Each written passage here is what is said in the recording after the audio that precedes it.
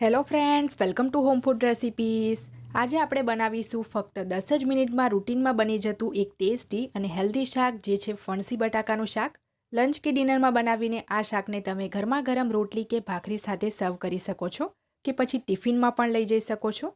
Routine મસાલાથી જ બની જતું આ એક ટેસ્ટી ડ્રાય સબ્જી છે, તો પણ ખાવામાં એકદમ ટેસ્ટી લાગે છે। તો ચલો એને બનાવવાનું શરૂ કરીએ। તો સૌથી પહેલાં આપણે એક કુકર ગરમ કરવા મૂકીશું ગેસ ઉપર। એની અંદર આપણે 3 ટેબલસ્પૂન જેટલું તેલ ઉમેરીશું। તેલ બરાબર ગરમ થઈ જાય એટલે આપણે એમાં અડધી ચમચી જેટલી રાઈ ઉમેરીશું। સાથે જ આપણે 1/4 ટીસ્પૂન એટલે કે 5 ચમચી જીરું ઉમેરીશું। 5 ચમચી જેટલી જેમાં હિંગ ઉમેરીશું। હવે એની અંદર આપણે 1 ટેબલસ્પૂન જેટલી એટલે કે 1 મોટી ચમચી જેટલી ફ્રેશ આદુ, લસણ અને લીલા મરચાંની પેસ્ટ ઉમેરીશું।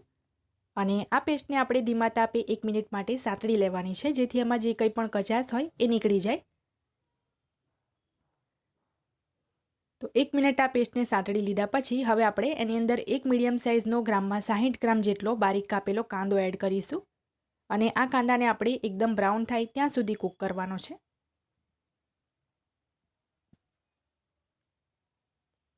ત્રણથી 4 મિનિટ પછી તમે જોઈ શકો છો કાંદો આપણો સરસ ગોલ્ડન બ્રાઉન થઈ ગયો છે। તો હવે આપણે એની અંદર ટામેટાની પ્યુરી ઉમેરીશું। અહીંયા હું એમાં 2 મીડિયમ સાઇઝના ગ્રામમાં 150 ગ્રામ જેટલા ટામેટાની પ્યુરી એડ કરું છું। સ્વાદ મુજબ 1 ચમચી જેટલું આપણે એમાં મીઠું ઉમેરીશું। અને હવે આપણે એમાં બાકીના રૂટીન મસાલા ઉમેરી દઈએ, જેમાં અહીંયા 1 ટેબલસ્પૂન મેં ધાણા જીરું પાવડર ઉમેર્યું છે। 1 ચમચી એટલે કે 1 ટીસ્પૂન કલર માટે કાશ્મીરી લાલ મરચું ઉમેર્યું છે। 1 ચમચી કિચન કિંગ મસાલો ઉમેર્યો છે અને અડધી ચમચી જેટલી હળદર ઉમેરીશું। ટામેટાની ખટાશ બેલેન્સ કરવા 1 ચમચી અહીંયા મેં ખાંડ પણ ઉમેરી છે। હવે આ બધી જ વસ્તુને બરાબર મિક્સ કરીને આપણે ઢાંકીને તેલ છૂટું પડે નહીં ત્યાં સુધી 3થી 4 મિનિટ ગ્રેવીને કૂક થવા દઈશું। 3થી 4 મિનિટ પછી તમે જોઈ શકો છો કે ગ્રેવીમાંથી બધું જ તેલ છૂટું પડી ગયું છે।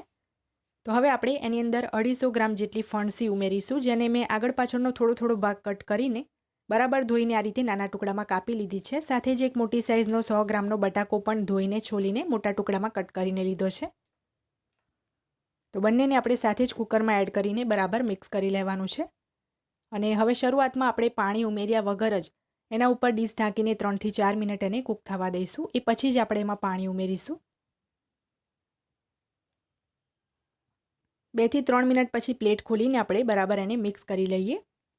અને હવે આપણે એની અંદર પાણી ઉમેરવાનું છે। તો અડધો કપ 100 ml જેટલું એમાં મેં પાણી એડ કર્યું છે। આનાથી વધારે પાણી બિલકુલ પણ એડ નથી કરવાનું, કારણ કે આ શાક આજે આપણે સૂકું એટલે કે ડ્રાય જ બનાવીશું।